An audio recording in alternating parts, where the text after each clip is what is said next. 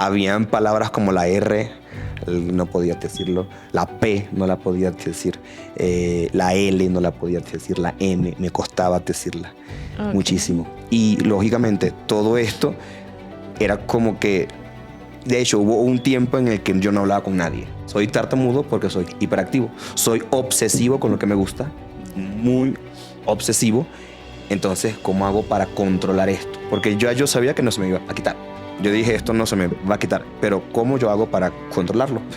De ahí comenzó el tema de ir al psicólogo y yo dije, tengo dos opciones. Como yo hablo muy duro y grito muy duro, yo dije, grito y me sacan, o no grito y sabrá Dios qué pasa. O si grito y ellos llegan, sabrá Dios qué pasa. Y comencé a gritar.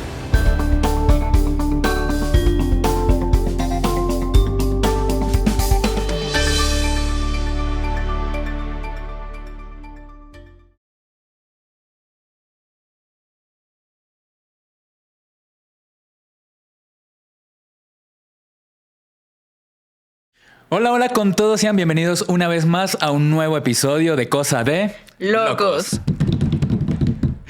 Qué emoción, es nuestro cuarto episodio ya. Qué rápido que pasa el tiempo, ¿no, Michelle? Sí, claro que sí. Bueno, estamos por aquí. Mi nombre es Israel Gallego, soy comunicador del Hospital Especializado San Juan de Dios, un hospital de salud mental aquí en Quito, Ecuador, específicamente en el Valle de los Chillas, para la gente que nos está viendo.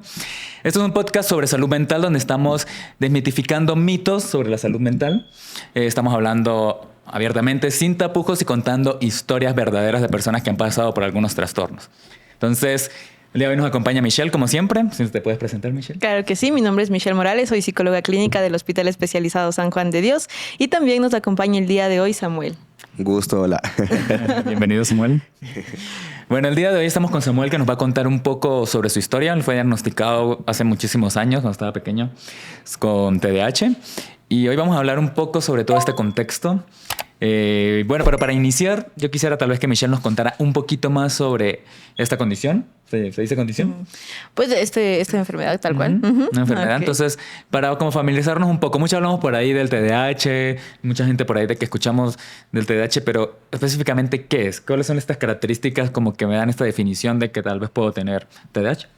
Claro que sí, pues vamos a ver un poquito. El TDAH, más conocido como trastorno de atención por hiperactividad, que ahora se escucha un poco más del TDAH. Anteriormente se catalogaba a los niños que tenían TDAH como las personas rebeldes, impulsivos, maleducados, cosas así, imagínense. Sí. Pero la idea de poder trabajar o hablar un poco de este trastorno implica que sepamos que es un trastorno de neurodesarrollo que lo que implica son varios síntomas alrededor de una inatención, de una conducta desorganizada, de una impulsividad e hiperactividad constante. Por eso es que mucha gente lo confunde con otro tipo de trastornos o con otro tipo de conductas o simplemente con ciertos mitos. Entonces, la idea es poder identificar más a profundidad y para eso creo que nos puede ayudar bastante Samuel, porque él lo ha vivido. Entonces, vamos a estar un poquito atentos a lo que nos comenta Samuel. Alrededor de eso, antes de empezar, sí me gustaría un poco trabajar con la idea de las green flags y las red flags. ¿Qué es lo que vamos a hacer? Durante todo el episodio, como anteriormente habíamos visto, vamos a poner green flags en aquellos momentos en los que las personas vayan haciendo un avance dentro de su enfermedad o dentro de su situación, para poder identificar cómo hacerlo y para que la gente también sepa qué opciones puede tener. Y por otro lado vamos a tener las red flags, que son aquellos signos de riesgo que tenemos dentro del avance de la persona. Entonces ya saben, a lo largo del episodio, pues bueno, vamos a estar trabajando con esto para que estén bastante atentos.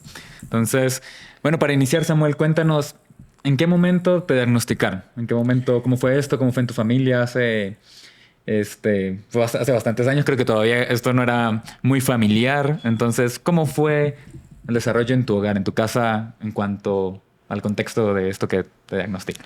En lo que yo recuerdo, en mi familia, la trabajadora social de mi colegio, de la escuela, por mi tartamudez, bien, y porque yo era bastante inquieto, para no decir tremendo, ellos le dijeron a mi familia directamente que yo era hiperactivo. A raíz de allí, entonces, bueno, ya me trataban como el hiperactivo y listo, ¿no? El inquieto. Mi familia me comprendía a veces, ahora de grande, sí recuerdo cosas que yo hice, pero decía, Dios mío, qué horrible. Era muy tremendo. Y a esa edad, bien, lo que le decían a mi familia era que yo era hiperactivo. Solamente eso, solo eso. Yo me acuerdo cuando uno estaba pequeño, pues eso era como que el común, ¿no? Cuando uno veía, bueno, cuando alguien veía porque uno estaba pequeño. Cuando alguien veía a ese niño pequeño que era así, es que ese niño es hiperactivo.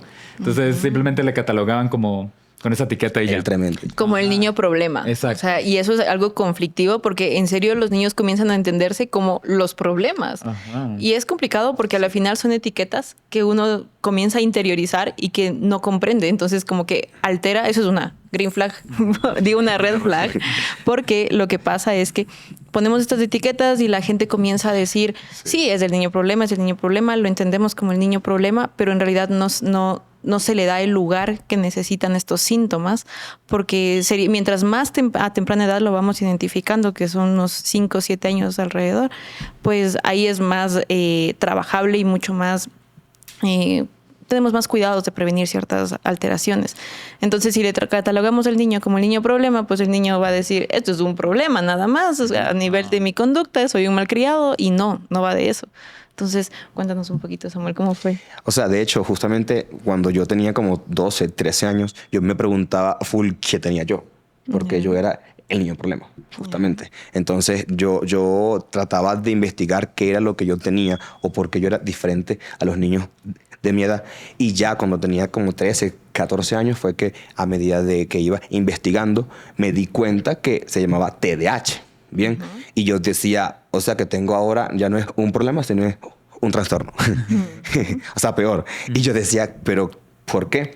Y en eso yo sí me acuerdo que yo tomaba, bueno, a esa edad, medicamentos pues, sí, para dormir, calmarme, descansar, todo eso, porque de niño yo dormía muy poquito, bien, y hacía mucho. Había mucha energía. Muchísima energía, claro. Muchísima. Entonces, y de hecho, de niño, a mí me daban lo que te comentaba, las gotas estas para poder, o sea, dormir, porque no podía hacerlo. Bueno, aquí para ponerles en contexto, tras cámaras estábamos hablando un poco como que cómo era la vida en ese entonces de Samuel, y él nos contaba, ¿no? Que de pequeño pues le daban gotas para dormir en el tetero como para esto mismo, ¿no? Sí, para poder calmarle y de que él pudiese descansar. Entonces, cuéntanos un poquito más como que tal vez ahí de tu infancia, cómo fue esta cuestión en tu casa, tal vez cómo lo veía tu mamá, cómo lo veía tu familia. Porque... Yo era el tremendo. Yeah. El niño tremendo, el hijo tremendo y listo. No peleaba, pero sí, yo era de los que se montaba en los árboles, se lanzaba o no sé, hacía acampadas en su cuarto. Tenías full energía ahí contenida. Demasiada energía, muchísima. Y yo no sabía por qué yo lo hacía. Y tanto era que a veces o me ponía frío, bien, o simplemente... podía romper juguetes o caminaba o brincaba mucho. Eso era lo que yo hacía. Junto con los vecinitos de la cuadra, yo los buscaba y jugábamos fútbol o jugábamos a lo que sea, afuera, en la calle, corriendo, gritando. Eso era lo que yo hacía. Ok, como dato, aquí es súper importante. Primero, red flag para todas las etiquetas para los niños, ¿ok? Consecuente a eso, sí es importante también identificar, no todos los TDAHs son de predominancia compartida, ¿ok? Es decir, de inatención o de hiperactividad, entonces es importante identificarlo. Y entiendo que tú tenías más de la hiperactividad. La hiperactividad. Ok. Sí. ¿Y qué tal? Porque entiendo que también, o sea, es un trastorno, pues, que tiene dos aristas importantes. Primero, entiendo que en tu caso intervino una trabajadora social, consecuente a esto lo de las gotas, que implica un avance, porque pues ahí ya hay como regular un poco, porque cuando somos niños, pues no sabemos cómo regularlo. Entonces, ahí generamos como una especie de avance. Ahí viene el psiquiatra muchas veces o el neurólogo.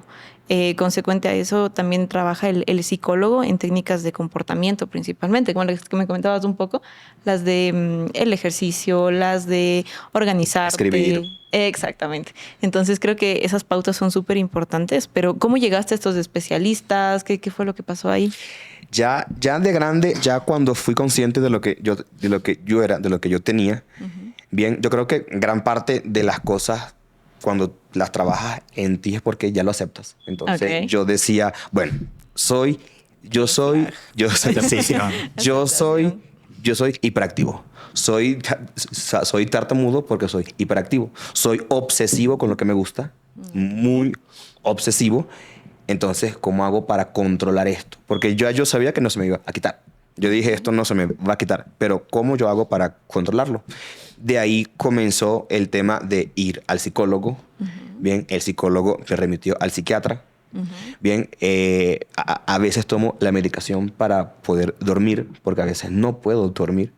Bien, entrenar de noche no lo puedo hacer tanto. Te quedas Bien, con full me energía. quedo con mucha energía y duermo súper tarde. Ya. Y tengo que tomar la pastilla porque si no, no duermo. Y a medida que fui creciendo, fui leyendo más y educándome más de lo que yo era, de cómo era yo. Súper green flag para eso. Green flag para Samuel. Totalmente. Pero una pregunta. Cuando me dices esto de no podía dormir y tal, cuéntanos un poquito qué pasaba en tu mente, porque entiendo que es un torrente de ¿Y pensamientos. qué no pasaba? Pasaba un montón de cosas, un montón de pensamientos. Me hacía universos paralelos no existentes, situaciones que no iban a pasar, pero yo me las hacía. O sea, O sea, tú ya viviste todos los escenarios. sí, todos Ya. los escenarios. O sea, por eso es que cuando la gente en pie dice, estoy sobrepensando, yo lo entiendo, porque Total. sobrepienso mucho, incluso hasta el día de hoy.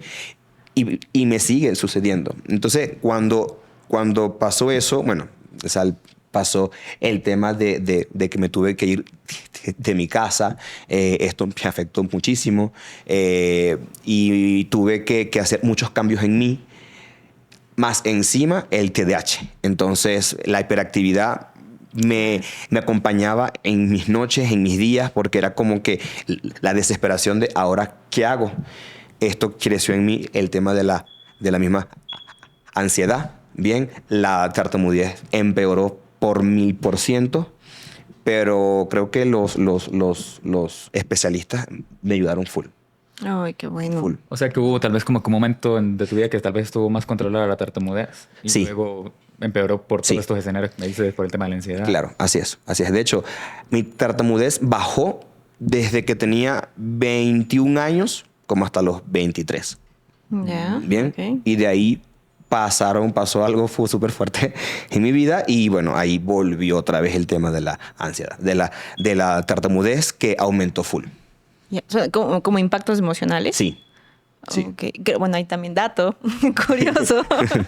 Que de una u otra forma muchas de las comorbilidades son enfermedades coadyuvantes o acompañantes del cuadro de TDAH, por ejemplo, es que de una u otra forma se contrasta bastante con situaciones de ansiedad, situaciones de depresión, situación de control de impulsos como tal. Entonces, muchas veces viene acompañado de, por eso es súper importante que lo prevengamos, o sea, que tengamos como prevención para darle un adecuado tratamiento y a consecuencia, pues que no tenga como mayor impacto esa comorbilidad. Ahora que pueden regresar como ciertos signos con impactos emocionales, como justo lo comentas, pues sí, en efecto. Entonces, claro que, pues, se manifiestan síntomas. Así es. Entonces, yo aquí también tengo una pregunta, bueno, en contexto de lo que estaba diciendo Michelle, pues yo sí he conocido a algunas personas que, bueno, que tienen TDAH y creo que la gran mayoría me ha dicho que a la vez han tenido ansiedad o han tenido depresión. Entonces, en la mayoría de los casos son enfermedades que acompañan la una a la otra. Sí. Pues eso es lo que es importante saber, que en realidad muchos de los trastornos mentales no solamente vienen totalitarios, me hago entender, o con una sola patología, sino como que al ras también vienen En con manada. otro tipo. Vienen como el grupo, pero depende de cómo también lo vayamos manejando. Por ejemplo, hay gente que no ha podido ser tratada adecuadamente y ha tenido como que ya no solamente el TDAH, sino ya es un trastorno de depresión mayor también y ya se juntan varios síntomas. Entonces sí es como súper importante esta gestión, igual de los padres, porque los padres son los primeros que ven los signos, los primeros. Entonces entiendo que en tu caso fue al revés. Tú primero viste el signo y después como que lo explicas a tus papás, Ajá. ¿cierto? Así es. De hecho, cuando yo comencé a investigarme, bien, yo te decía, ajá, ahora, ¿cómo yo hago para ayudarme? Bien.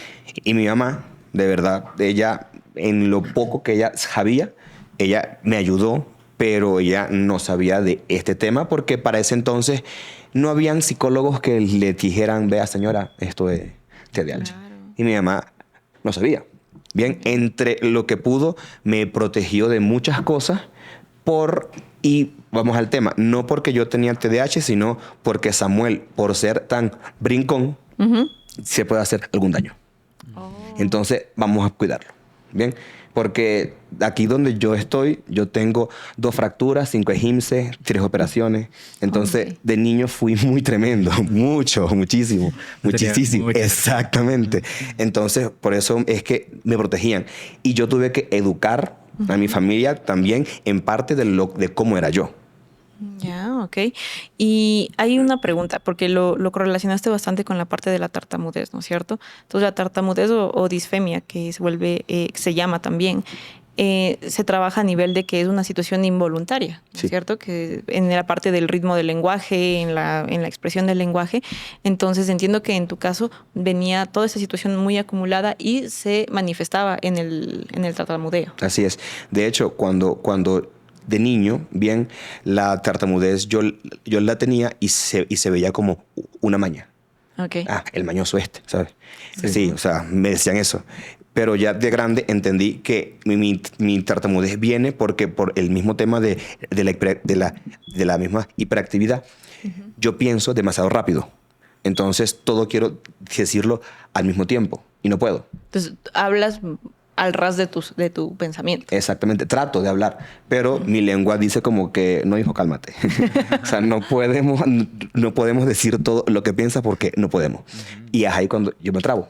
Okay. Bien, para eso tuve que, era lo que les decía, los expertos de lenguaje, de oratoria, respiración, tuve que buscar ayuda para aprender a respirar, a pensar,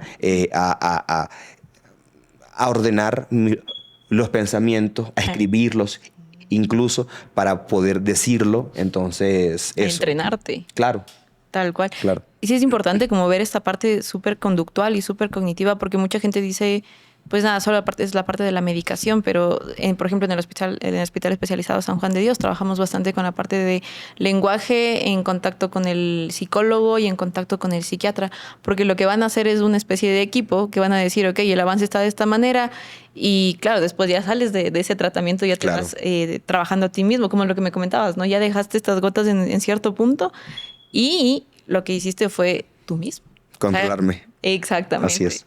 Y dentro de este control, ¿qué tal te iba en la socialización, por ejemplo? Uy. En el tema de la socialización, citas románticas, por ejemplo, era horrible. Horrible, porque me trababa. Me trababa y habían oportunidades que tenía que darle como patadas al piso. ¿Ya? ¿Por el estrés? Sí, por el estrés. Okay. O sea, como que hacia abajo. ¿Sí? Yeah. Era fuerte. Poder, sí, para poder, hablar. Habían palabras como la R, no podía decirlo. La P no la podía decir. La L no la podía decir. La M me costaba decirla. Okay. Muchísimo. Y lógicamente todo esto era como que... De hecho, hubo un tiempo en el que yo no hablaba con nadie. Porque me daba pena y miedo hablar con la gente. Bien, con este tema de la misma respiración, yo mismo antes de socializar, yo hablaba conmigo y en el espejo y me decía como que, ok, vas a ver gente.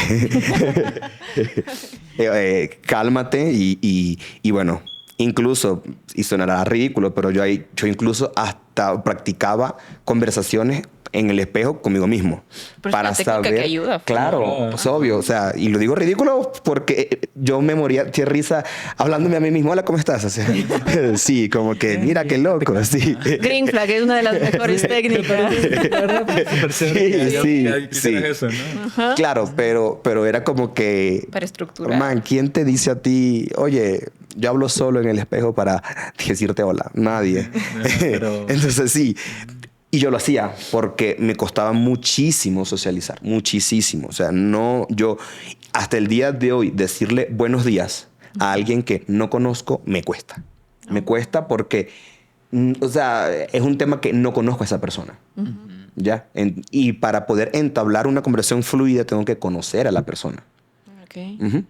¿Y cómo, por ejemplo, claro, la gente puede percibir, por ejemplo, ciertas situaciones, pero ¿cómo te gustaría o te hubiese gustado en ese momento que la gente se hubiese portado? Mira, recibí muchas burlas. Okay. Bien, de niño viví bullying por esa misma razón, por mi tartamudez. Yo era un niño de casa, yo no salía por eso mismo. Con los niños de la calle, no, porque ellos crecimos todos juntos y era como que, bueno, ya me conocían, ¿no? Pero en la escuela, ¿no? Hacer que la gente entendiera, no entendieron nunca. Okay. Te soy súper sincero, no entendieron nunca. Y yo me gradué y se graduó el Samuel tartamudo y punto. Bien, yo no tengo contactos con ninguno por esa razón, porque no, pues, o sea, se burlaban de mí. Claro. Y yo, incluso parte de mi proceso psicológico fue desprenderme del rencor, odio que yo les tenía mucho, que yo le tengo mucho a mi vida de escuela. De hecho, si me preguntan, mi vida de escuela no me gustó. No me gusta y no la recuerdo bien y casi no hablo de mi vida de escuela por lo mismo. Pero en parte, ya de adulto, ahora, yo cuando conozco a alguien, yo le digo, soy tartamudo, para que sepas. De una vez. O sea, para que cualquier cosa ya lo sepan, ya lo entiendan. Ok. Bueno, ahí creo que es importante ver como la red flag alrededor de cómo la gente reacciona, porque creo que la psicoeducación como tal no se ha expandido muchas veces tanto como para comprender lo empático que debemos ser entre todos, independientemente de cualquier situación que tengamos. La empatía creo que es algo fundamental, porque claro, o sea, pueden generar una situación de dificultades, pueden alterar nuestro pronóstico, nuestra intervención. Nadie sabe lo de nadie, entonces sí me parece súper importante que nos psicoeduquemos. Y bueno, para eso estamos en Cosa de Locos. Que conozcan y sepan sobre estos temas. Bueno, yo invito como que a mucha gente que vea este tipo de podcast, por ejemplo, porque empiezas a conocer, ¿no? Yo creo que en la sociedad que nosotros vivimos cuando nos tocó en el colegio, creo que los tres aquí somos millennials. Totalmente. Tenemos por dos. ¿Cuántos años tienes, Michelle? No, pero Michelle también es millennial, tú también. Yo, 31 años tengo. 31 también. Entonces creo que vivimos como que en esa época que era muy cruel todavía. Sí. La adolescencia era muy cruel, era un periodo bastante fuerte. Desconocíamos muchísimas cosas. Entonces creo que en esa época era como que al que le salió por ahí algo, pues ese es el del que vamos a hacer leña. Así es. Y para evitar que sea yo, creo yo. Muchas veces creo que fue como de esa forma. Entonces, bueno, no sé cómo será hoy en día la adolescencia. Hay muchos adolescentes. Diría muchos centennials, diría María Ángela si estuviese por aquí. Comenten, chicos, cómo es. Ajá. Pero, por lo menos, en el albergue San Juan de Dios, que es una de las casas de la Orden Hospitalaria de San Juan de Dios aquí en el Ecuador, va mucho adolescente, mucho colegio a hacer labor social.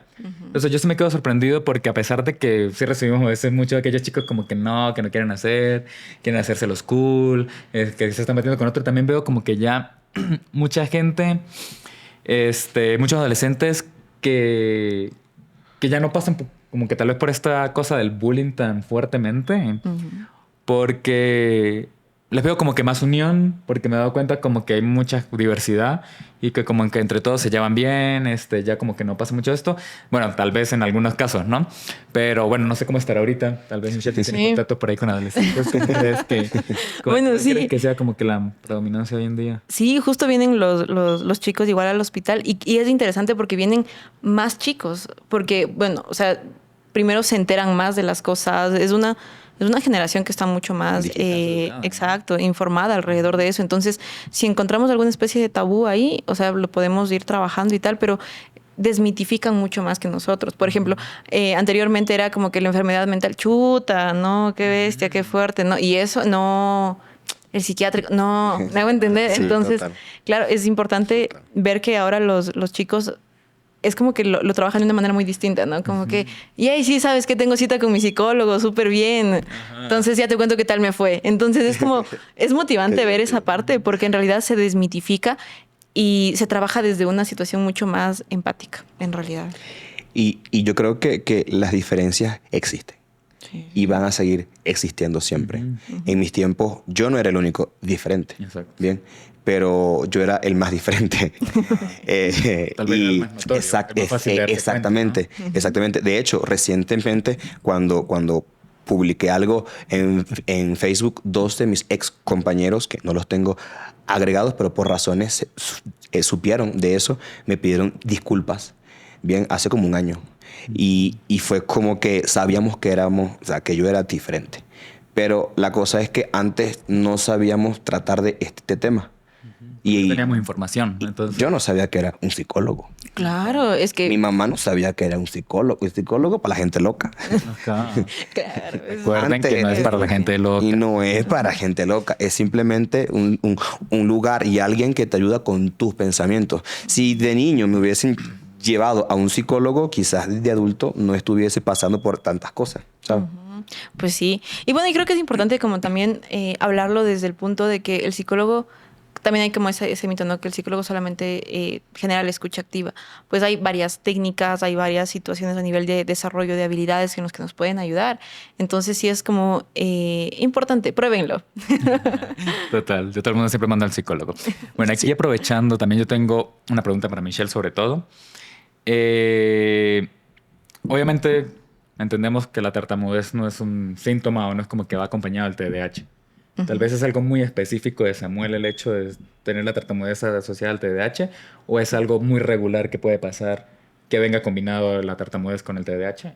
Cierto. Qué buena pregunta. Sí, muy buena. Ni yo buena la pregunta. sé. Ni yo la sabía, ni yo la sé. Es que en realidad en cada uno se manifiesta de una manera distinta. Puede que la base del síntoma sea muy similar. Sin embargo, cómo se manifiesta va a tener como sus especificaciones, ¿no es cierto? Entonces, en anteriores episodios habíamos hablado de que, por ejemplo, la depresión se manifiesta en unas personas en esta parte súper como funcional, que yo puedo hacer esto, este otro, y aún así tengo la depresión, ¿no es cierto?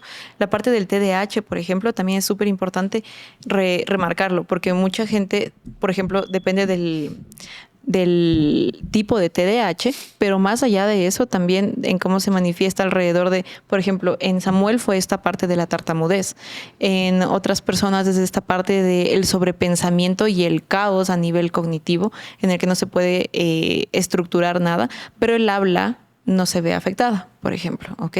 Pero y en otras personas desde esta parte súper impulsiva de, por ejemplo, lo que comentabas, ¿no? Me estreso, me pongo como súper ansioso y golpeo. ¿Ok? Entonces es como que, por ejemplo, en muchos adolescentes se ha visto esta parte de que yo voy a mi casa y mis papás encuentran un montón de puñetes en la pared, ¿ok? Porque no puedo contener, no puedo trabajarlo. Entonces, por ejemplo, en ese tipo de situaciones o muchos en tics también se manifiestan, como que en el ojo o en la boca, en la nariz, etcétera. Entonces, sí va a depender de cómo se manifieste, pero sí hay varias personas que pueden trabajarlo a nivel de, o sea, expresarlo a nivel de tartamudez y cosas similares. Pero sí es un espectro como súper importante. Es como, no puedo decir lo encasillo en este, sino que... Y eso es lo bonito de identificar dentro de la enfermedad mental, que no todos encasillan en uno y que el cerebro humano es tan chévere que a la final nos dice, ok, puedes expresar de 1000 maneras. Súper bien. Entonces, eso es como que importante para que la gente sepa, o sea, que si hay en casa un niño que está siendo tartamudo, que está teniendo esto, o ya en la familia que ya lo haya desde hace tiempo y que tal vez no se haya identificado, porque muchas veces esto pasa y nunca vamos a ver qué es lo que está pasando. Entonces, tenemos que ver la raíz, ¿no? Exacto. Porque pueden haber muchas aristas, perdón. Sí, no sé. Dato. Es súper importante también ver que el trastorno de atención por hiperactividad es más común, de hecho, en los hombres que en las mujeres. ¿En serio? La relación es de 2-1, en realidad. Entonces, sí es importante. Ahora, alrededor de esto también es importante plantearlo. Muchas veces se trasfonda o se confunde con el trastorno negativista desafiante, que es como que no sigue reglas, no en realidad desafía a todo el mundo. Todo ese tipo de situaciones, el niño problema, como tal, ¿me hago entender? Pero no, o sea, en realidad sí requiere un proceso de diagnóstico, un proceso de identificación clara, porque ahora, como habíamos hablado anteriormente, todo el mundo se autodiagnostica y todo el mundo también plantea esta situación de me pasa esto y lo encasillo en esto. Entonces sí es importante buscar esa ayuda para poder ubicarnos en esa situación y poder entenderlo de una mejor manera, diría yo. Entonces, yo ahorita, bueno, tengo una pregunta también para Samuel, para seguir como que con la historia y como para seguir contextualizándonos de lo que pasó en la vida de Samuel. ¿Cómo fue esta parte? Porque dices que pasaste por un proceso ansioso también o depresivo, no caché muy bien. ¿Cómo fue esta parte? ¿En qué momento me di cuenta que tal vez ya tuve ansiedad? ¿En qué momento me la diagnosticaron? ¿Qué pasó ahí? Bueno, entre los 19 a los 23 años pasaron dos cosas en mi vida bastante fuertes. En la primera me tuve que ir de mi casa. Bien, yo salí del closet y me declaré gay. Y dije, bueno, me tengo que ir de casa. Vivía en una casa de familia religiosa. Me tenía que ir. Yo me fui y me cambié de ciudad. En esto, estando en esa ciudad, me secuestran. Me secuestran el 1 de septiembre del 2016, de noche. Yo creo que ahí empezaron muchas cosas en mi vida que jamás pensé que iban a regresar. En esto era la tartamudez. Ahí toda la mejoría de respiración, de calma, de todo, se destruyó. Bien, yo volví a ser tartamudo. Ahí supe la primera vez en lo que era un síntoma, no un síntoma, sino una crisis de ansiedad, ¿no? Me quedé sin respiración, no sabía qué hacer, yo solo, amarrado, golpeado, arrastrado.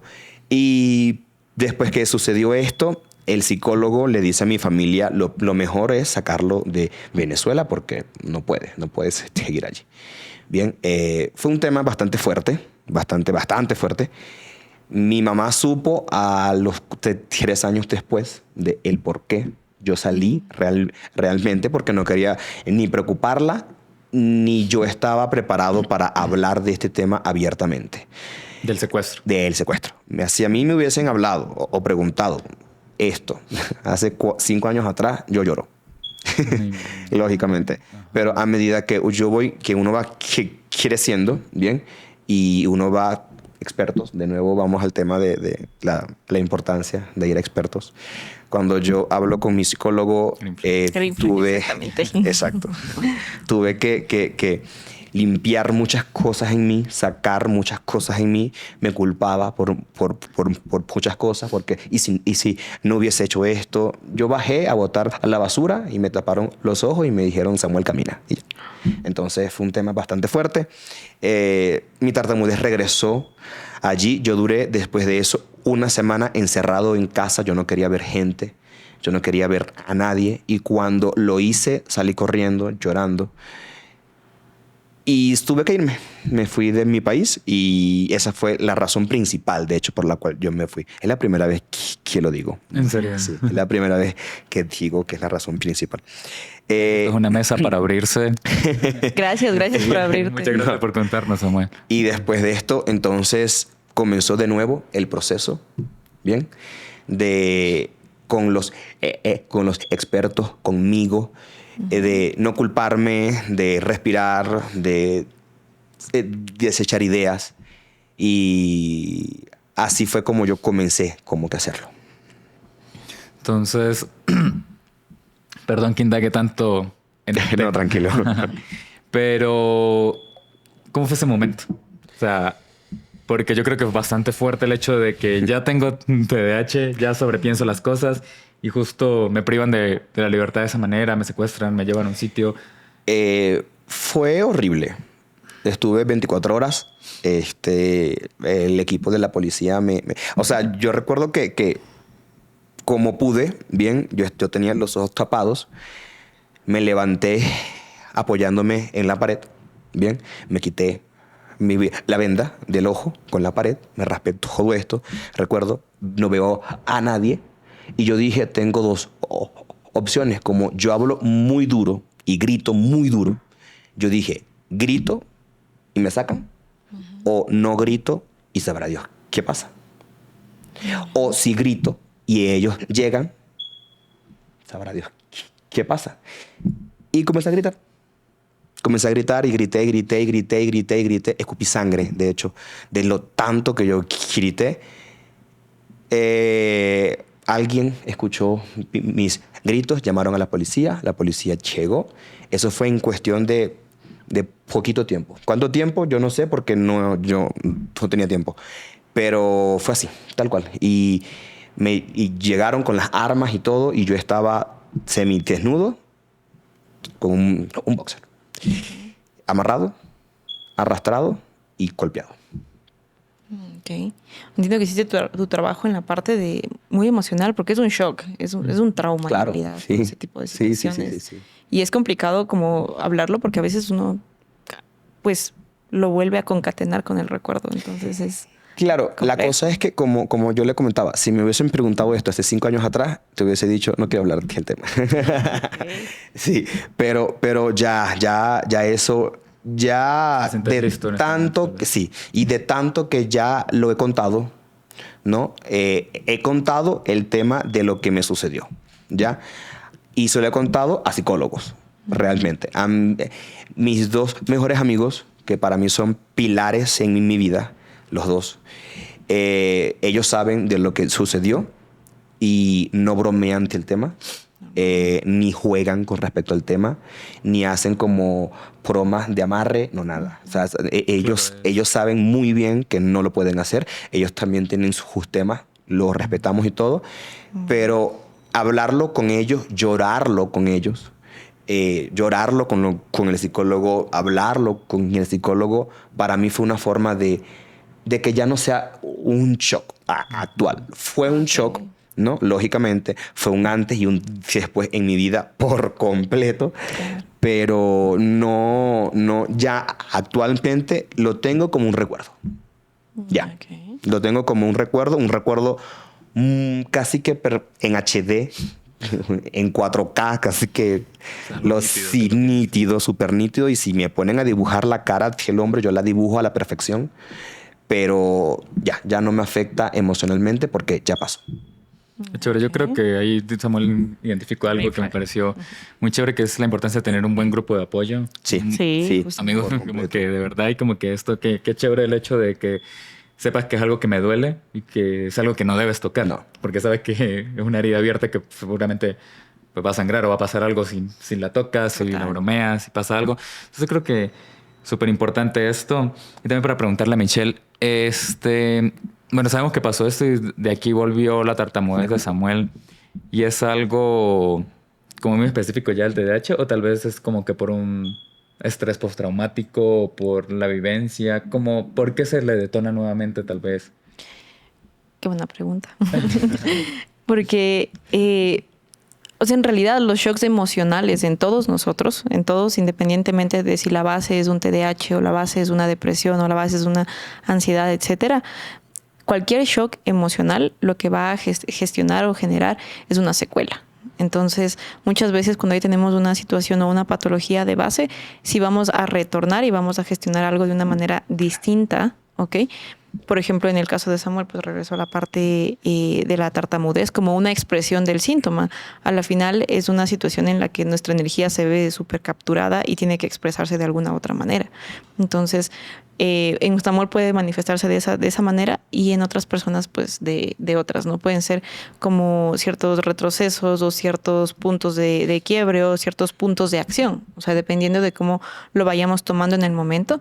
Pero, claro, va a depender de que el shock emocional, qué función va a tener en mi vida, qué función tuvo en ese momento y cómo yo voy significando o resignificando a posterior. Creo que eso es súper importante porque no todos los shocks pues van a durar lo mismo, ni todos los shocks van a significar lo mismo. Entonces, así, eso es muy trabajo de la persona y también pues con quien yo decida tratarlo, ¿no? Con mis amigos, con mi terapeuta en ese punto, porque sí, hombre, todo el tiempo después de esa situación puede darse un estrés postraumático si es que no es trabajado adecuadamente o si la crisis detona en otro tipo de puntos. Entonces, mientras más antes podamos gestionarlo, pues o trabajarlo o a pedir ayuda o avisarlo, es mucho mejor, porque si no, claro, sí se forman cuadros de estrés muy fuertes. Entonces, sugerencia para las personas que han pasado también por ese tipo de situaciones es poder buscar esta ayuda y este sostén desde antes, porque como lo veíamos con el episodio con María Gracia, pues hay cosas que nos callamos y si nos callamos pues van a expresarse de alguna manera. Entonces pues démosle a esas situaciones tan sensibles el mejor lugar posible para poder ser tratadas dignamente y adecuadamente. Súper, creo que es súper interesante todo lo que nos acaba de contar Michelle, ¿no? Gracias. ¿Cómo es tu vida cuando llegas aquí a Ecuador? Llegas a un nuevo país. ¿En qué momento decides como que decir, sí necesito, porque me imagino, bueno, no sé, si volviste al psicólogo en Venezuela o No. ya fue cuando estuviste aquí, ajá? ¿Cómo decides aquí decir, ya voy a retomar? Cuando llegué aquí, no lo hice. No retomé al psicólogo porque era migrante recién llegado, no tenía las posibilidades económicas para hacerlo y lo mío era comenzar a trabajar. Y yo me callé, justamente. En el 2017, el año siguiente que yo llegué, pasó lo que justo acabas de decir. Por callarme y no cuidarme, me enfermé.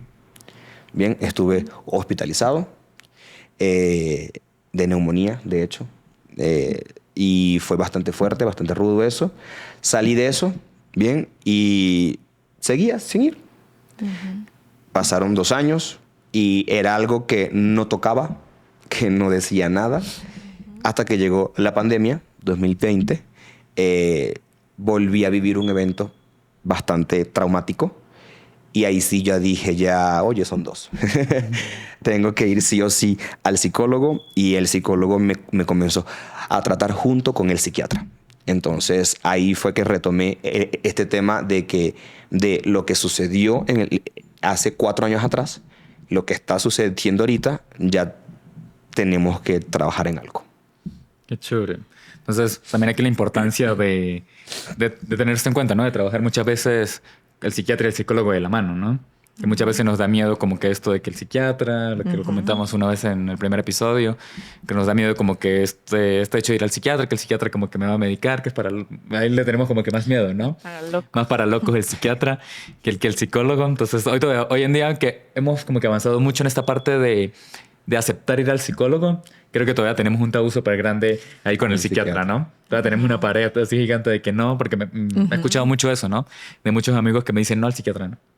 Al psiquiatra no voy a ir, porque el psiquiatra me va a medicar. Medicación no, me va a cambiar, no sé qué. Entonces hay que tener en cuenta como que sí son muchas veces dos pilares que van de la mano, el hecho de compartir la psiquiatría con la psicología.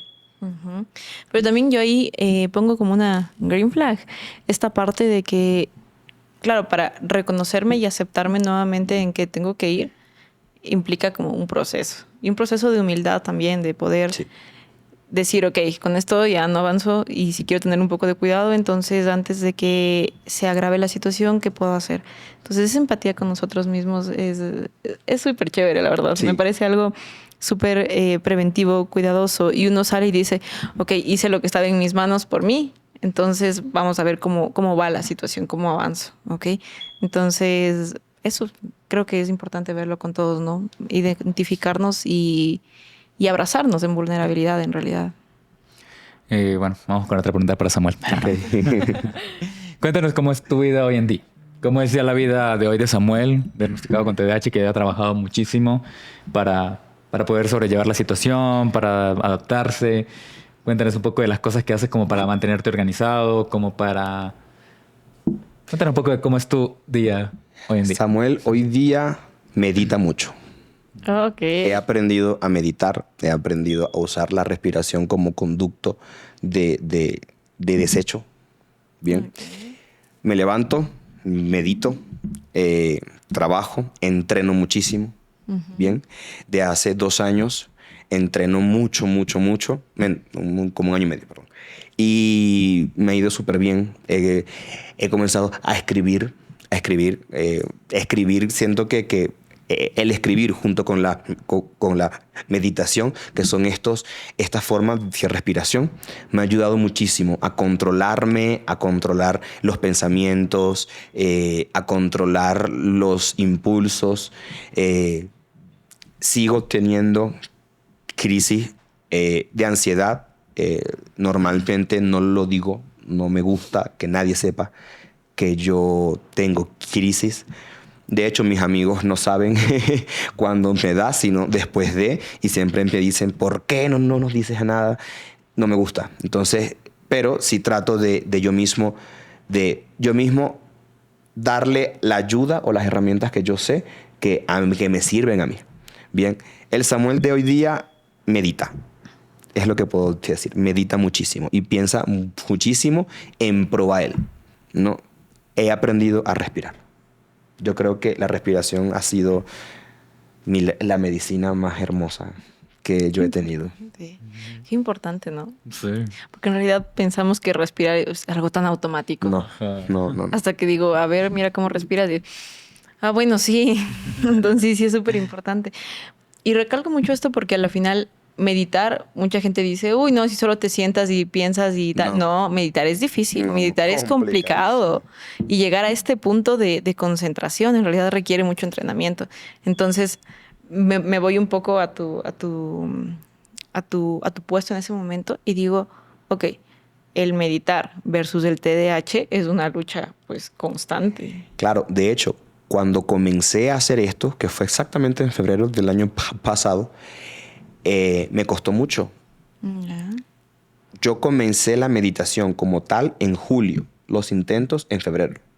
No lograba concentrarme. Sí, es con diferentes audios, con olores. Todos los sentidos. Todo, o sea, yo traté de y no podía. Lo comencé a hacer en julio. Mi primera concentración como tal conmigo mismo fue allí, que recuerdo que hasta lloré. Porque yo decía, primera vez en 30 años que mi mente está en blanco. Y lloré mucho porque recuerdo que yo decía, literal, mi mente estuvo en blanco. Y recuerdo que eso fue, y recuerdo que fue porque la psicóloga que yo tenía, y ella ya no es, bueno, ya se fue a Australia, ya no está aquí. Ella me ayudó mucho a esto. Y cuando yo lo hice después de una sesión de ella, medité y de ahí yo me fui a entrenar. Okay. Y terminé mi entrenamiento, llegué a la casa y lloré. Lloré muchísimo porque decía, de verdad, nunca había tenido la mente en blanco. Nunca. Y esa noche, y se lo he dicho a muchos amigos, esa noche para mí fue una de las primeras noches en mi vida en las que pude descansar y dormir sin medicación. Y fue como wow. O sea, el tema de la respiración, y lo puedo decir abiertamente, ha sido un antes y un después para mí, porque ha sido una medicina para mí. Realmente concentrarme en mi respiración me ha ayudado a la tartamudez, me ha ayudado a los pensamientos, me ha ayudado a mis impulsos, a mis miedos. Me ha ayudado muchísimo y yo puedo decir, Samuel es otra persona después que comenzó con este trabajo interno. Sí. Súper green flag para Samuel. Genial, creo que lo has trabajado bastante y creo que se siente tu emoción al hablarlo, tu verdad, tu historia. Entonces, sí. Yo quería preguntar algo que me llamó la atención de lo que hemos hablado, es sobre esta parte del ejercicio. De que Samuel dice que si hace ejercicio de noche más bien se queda activado, como muy enérgico. Se queda activado, como que más bien como que brota más energía de sí. ¿Esto es algo muy específico tal vez de Samuel? ¿O es algo que puede ser en general para las personas que sufren TDAH, por ejemplo?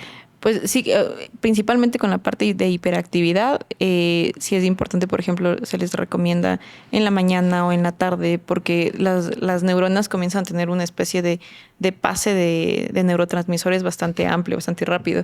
Entonces, por ejemplo, a mí me cansaría hacer más ejercicio en la noche, por ejemplo. Yo llegaría y muerta en la cama. Porque en mi caso yo hago ejercicio en la noche y ya llego así. Exacto. Entonces, pero es una hiperactivación de dopamina bastante amplia. Entonces la dopamina lo que va a decir es, dale, continúa. Entonces el cuerpo literalmente sigue. Entonces la hiperactividad es como esta concentración de energía tan importante, que lo que hace el cuerpo es intentar desfogar, y el deporte es una de las técnicas más utilizadas para eso, porque claro, utilizamos cardio, utilizamos fuerza, utilizamos como varias de las estrategias físicas, entonces ayuda bastante, pero sí tiene que ser como medido para que pueda descansar en la noche, principalmente. Entonces, eso no en todos los casos, pero sí en pues, una mayoría que predomine la hiperactividad principalmente. Que predomine la hiperactividad. Eso. Yo estoy preguntando cosas de que uno por ahí, que, por ejemplo, si alguien le conoce a Samuel, pues puede ser cosas de por ahí que te vayas a preguntar. Todo es válido. Sí, estoy preguntando porque si ustedes tienen amigos también por allí o tienen conocidos que tienen un trastorno de déficit por atención con hiperactividad, pues son cosas que pueden ir aprendiendo, ¿no? Claro. Entonces, tal vez algo que te gustaría que las personas hubiesen sabido al momento de conocerte, por ejemplo. Nos contabas también de que sí te hicieron daño, ¿no? En esa época del colegio, por ejemplo, de la escuela, en las que no sabía mucho como que tal vez las personas sobre el tema, como que qué te hubiese gustado o qué te gustaría como que las personas supiesen un poco más al momento de conocerte, por ejemplo, hoy en día o en ese momento. Que todos somos diferentes. Eso, principalmente. Yo no soy igual a ti, ni ustedes iguales a mí. Y yo creo que afuera hay muchos niños tartamudos que les da miedo hablar. Hay muchos niños que se preguntarán, ¿por qué yo hago esto? ¿Sabes? ¿Por qué yo no me quedo tranquilo? ¿Por qué mi mamá me regaña tanto? y eso yo lo viví. Y me encantaría que de verdad los padres y los niños supieran que el niño puede ser tremendo, pero ¿por qué tanto? O sea, a veces tenemos tanta curiosidad con tantos temas, pero nos falta curiosidad con nosotros mismos. Entonces, ¿por qué yo hago esto? ¿Por qué tengo este toque o este tic? ¿O por qué el ojo me hace así? ¿Sabes? ¿O por qué cada vez que estoy triste voy mucho al baño y me da dolores de estómago? ¿Por qué a veces, y me pasa, me levanto en la mañana, entreno, hago mi trabajo, escribo bien, estoy bien, y en la noche llego y tengo ganas de llorar?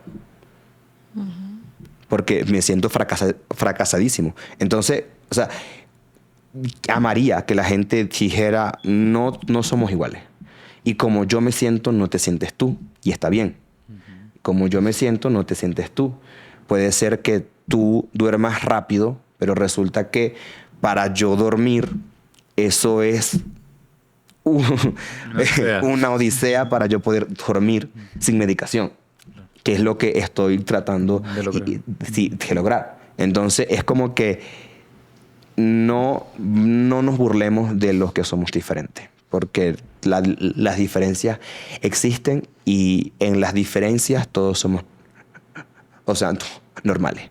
Bien, las diferencias nos hacen únicos y en las diferencias entramos todos, porque todos somos diferentes por alguna cosa u otra y ninguno es malo. Qué linda reflexión, creo yo, y qué importante, como decirlo así, abiertamente, como para que mucha gente lo escuche y lo vea. La importancia, ¿no? De aceptar las diferencias y no solamente como que en este ámbito, sino en todo, en general. Bueno, hoy en día mucho se habla como que la generación de cristal y todo eso. Creo que se le habla como que a la gente que está un poco más joven.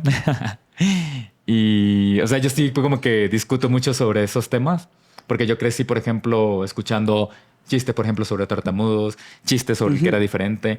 Y yo recuerdo que a mí no me parecía gracioso.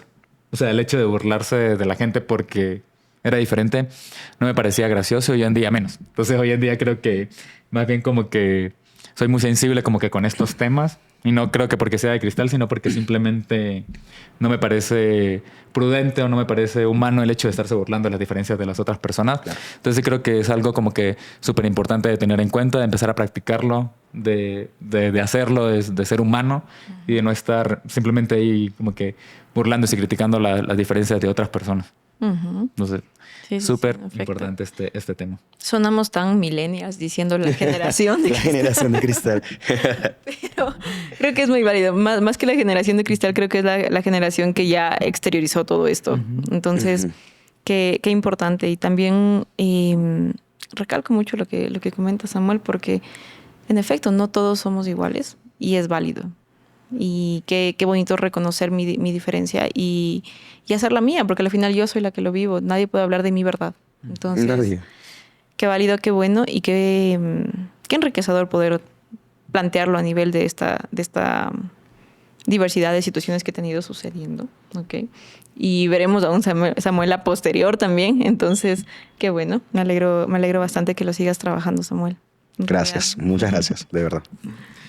Ya como que para medir cerrando, ¿cómo se aprendió ya hoy en día o cómo te sientes ya hoy en día con tu diagnóstico, con el hecho de la tartamudez? ¿Cómo, me imagino que fue un proceso largo el hecho de tal vez aceptarlo? ¿Cómo te sientes hoy? ¿Ya lo sientes como que aceptado? ¿Ya te sientes tal vez tranquilo? No sé si sea la palabra apropiada para decirlo. Sí. Pero ya cómo es tu contexto tal vez laboral, hoy en día emocional, romántico, por ejemplo, en todo esto. No, con el TDAH, hablamos de eso. Bueno, ahorita cuando conozco a alguien, sea para lo que sea, lo comunico. Mira, yo soy tartamudo, de una. Bien, la gente que me rodea, por suerte, no se burla de mí. Me siento muy bien con eso. No con esto te digo que no me he encontrado gente que todavía tiene 35 años y se burlan. Trato de no hablar y no tener ningún tipo de contacto con gente que no me hace bien, absolutamente. Y bien, me siento tranquilo, me acepté.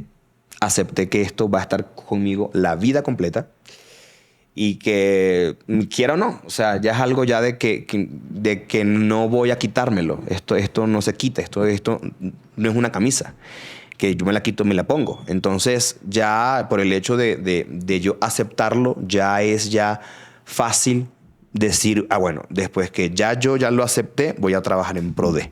Bien. Y sigo haciendo los ejercicios del lápiz, del espejo. Lo sigo haciendo. Porque siento que me ayudan. Bien, sigo respirando todavía. La respiración, repito, es lo máximo. Qué bueno que respires, Samuel. Sí, la buena respiración, buenas técnicas de respiración. De hecho, incluso junto con mis amigos estábamos hablando sobre hacer contenido para ayudar a gente tartamuda. Ay, sí, y sí me da miedo. sí me da terror, pero sí lo estoy pensando hacer porque sé que esto abunda. Y hay mucha gente, es un tema que la gente no quiere agarrar porque no solo viven. Bien, pero los que vivimos con tartamudez, y ojalá que me escuche mucha gente tartamuda, es normal. Es normal, con respiración se calma. Y juro que cuando lo aceptas y comienzas a trabajarlo en eso, de verdad que te ayudas mucho, te ayudas muchísimo y aprendes a hablar con gente. Yo antes de estar aquí, literal vine de mi casa diciéndome, vas a hablar. Y es normal tartamudear, no eres anormal, no eres gago. No eres... no, o sea, tú hablas como hablas porque eres como eres y punto. Qué bonito. Tal cual. Qué chévere. No sé si Michelle tenga como que... Un dato. No, sí me parece como importante, ¿no? Hablar y dirigirme un poco a los padres de familia y a los mismos niños alrededor de esto. Las etiquetas... Hombre, son etiquetas, ¿ok? Pero no reflejan todo lo que es la persona. Hay diagnósticos que si bien tampoco reflejan todo lo que es la persona, sí pueden darnos una guía alrededor de qué hacer y cómo hacerlo. Más allá de eso, más allá de ver solamente la conducta y lo estético y lo no estético, lo que les invito es a poder ver quién es la persona, identificar a esa persona a nivel de pensamientos, emociones, identidad como tal, porque como yo lo defina no es necesariamente como la otra persona se define. Entonces, respeto ante todo sobre eso y a poder tratar este trastorno como lo que se merece, una dignificación alrededor de esto. Bueno, yo estoy muy contento con este episodio, bueno, con todos los episodios, porque creo que cada que terminamos uno vamos aprendiendo como que muchas cosas nuevas. Nos vamos contextualizando del entorno, del mundo de otra persona que puede ser completamente diferente al mío. Y vamos aprendiendo, que creo que es lo importante. Creo que esto nos lo llevamos para la vida. Y son muchas cosas chéveres. O sea, para cuando me consiga alguien, como con el caso de Samuel, a las personas que nos están viendo, pues ya tienen aquí tal vez como que una guía de cómo podemos actuar, de cosas que ya podemos saber. Recuerden que, bueno, no es un podcast para autodiagnosticarse, pero sí puede ser una guía para aprender muchas cosas, ¿no? Y para empezar a aplicarlas en la vida diaria. Yo creo que, bueno, ya estamos terminando este episodio de Cosa de Locos. No sé si Samuel nos quiera como que dar una última reflexión, algún último mensaje para las personas que nos están viendo el día de hoy, tal vez para las personas o los jóvenes que tal vez tienen esta misma condición, o las personas que están dentro de este contexto. ¿Algún último mensajito allí chiquito para acabar con este episodio? Me da risa porque cuando dice eso, yo digo, ok, vas a hablar, Samuel. ¿Qué vas a decir? Me estoy poniendo en ansiedad, perdón. Programación. Es mi yo hablando con yo mismo. Lo único que puedo decir es que eres normal. Eso. Eres diferente, eres normal, eres hermoso, grandioso, maravilloso. Diariamente yo en mi espejo, cuando me levanto y yo me peino, así no tenga pelo, yo me digo, Samuel, eres hermoso. Eres grandioso, hablas como hablas porque eres lo que eres y punto, y listo. Actúas como actúas porque eres como eres. Y sí, tuve que aceptar muchas cosas en mí, pero eres normal. Y quiero que la gente sepa y que se entienda que si soy pequeño, alto, tartamudo, si tengo crisis de ansiedad, que es normal. Todo se puede tratar y mientras se comunica. Simplemente. O sea, cuando tú comienzas a comunicar tus cosas, empieza el fin de lo que del infierno que estás viviendo. Y se lo digo a todo el mundo. Simple. Comuniquen. Sí, o sea, simplemente eso. Cuando tú comunicas lo que estás sintiendo, empieza el fin de lo que estás sintiendo. Entonces, comunicarlo, decirlo, que tus amigos sepan, buscarte una red de apoyo que es importantísimo. No se imaginan cuán importante han sido mis amigos para mí, que he fracasado en algo porque salgo con alguien y la pongo, no lo sé hacer, y ellos me ayudan. Y es como que, Samuel, tranquilo, si no funcionó, va a funcionar con otra persona o con otra gente o en otra entrevista, XY. Pero buscarse una red de apoyo, comunicarlo y entender y saber que eres diferente y eres normal. Qué lindo. Un saludo súper grande a los amigos de Samuel, que hoy nos hemos dado cuenta que es una gran red de apoyo para él. Bueno, para ir finalizando, recuerden que si están pasando por un caso similar o que si tienen algunos de estos síntomas, se sienten identificados, pueden asistir al Hospital Especializado San Juan de Dios, buscar ayuda de un profesional. Estamos en Quito, en el Valle de los Chillos. Contamos con una línea súper grande en salud mental. Contamos con psiquiatras, psicólogos, terapia espiritual, psicorrehabilitación, terapia de lenguaje y habla, por ejemplo. Entonces, contamos con un equipo multidisciplinario bastante grande en donde podemos ayudar, podemos dar un diagnóstico certero, no autodiagnosticarse, pero si creemos que hay algo por allí, pues podemos acercarnos para conocer, para saber qué es lo que nos está pasando. Recuerden que nos pueden encontrar en todas las redes sociales como San Juan de Dios Quito. Estamos en Instagram y en TikTok, y como Hospital Especializado San Juan de Dios Quito en Facebook. Por allí tenemos siempre videitos, tenemos posts, tenemos mucho contenido. Eso también va a estar por allí para que conozcan, para que se enteren de lo que está pasando. Y bueno, para romper tabúes, sobre todo. Es importante que comenten chicos sus experiencias alrededor de esto. También preguntas que tengan, dificultades que se les hayan aparecido escuchando con este podcast, y nosotros estaríamos súper predispuestos para responder desde el Hospital Especializado San Juan de Dios, para que de una u otra forma esto sea un podcast por y para ustedes también. Así es, entonces ya saben, si también tienen algunas dudas, si tienen preguntas, si quieren un episodio sobre algún tema en específico, coméntenos por aquí abajo como que qué quieren escuchar, qué quieren saber, de qué se quieren enterar. Suscríbanse también al canal para empezar a hacer una comunidad grande donde vamos concienciando y socializando sobre la salud mental. Esto no es para locos ni de locos. Entonces, bueno, mi nombre es Israel Gallego, soy comunicador del Hospital Especializado San Juan de Dios. Estuve el día de hoy con mis compañeros. Una última despedida y su nombre para que la gente nos conozca. Soy Michelle Morales, un gusto haber estado por acá. Y yo, Samuel Blanco, el tartamudo. Bueno, nos vemos en el próximo episodio de Cosa de Locos. Y ya saben, nos vemos por ahí, pilas. Chao, chao.